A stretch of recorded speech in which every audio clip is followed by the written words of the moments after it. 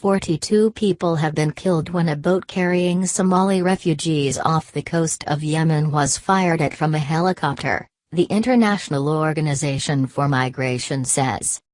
Women and children were among those killed when the vessel was hit near the Bab al-Mandeb Strait, the IM said. Images from the scene showed a boat strewn with bodies. In a separate incident on Friday, at least 22 people died in an attack on a mosque inside a military base in Yemen. 2 missiles were fired at the mosque, in the Koful military camp west of Marib, officials said. Boat attack. Among the dead on the boat were Somali refugees carrying identity documents issued by UNHCR, the UN's refugee agency.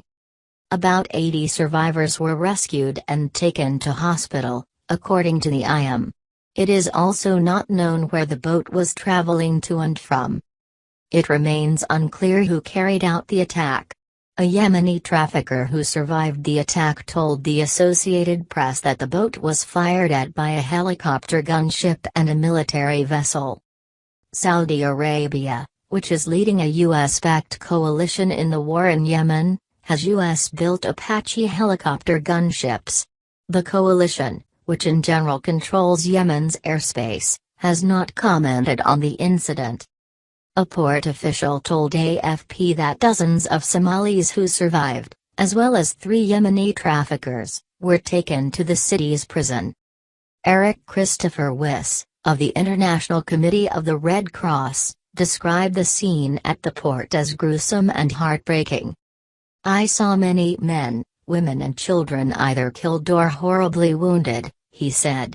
Survivors told us that many of the passengers were refugees from Somalia or Yemen, fleeing conflict. Despite a humanitarian crisis which has brought Yemen to the brink of famine, migrants from Africa continue to travel to the war-torn country. UNHCR officials said the people in the boat may have been heading towards Sudan or other countries to the north to escape deteriorating conditions in Yemen.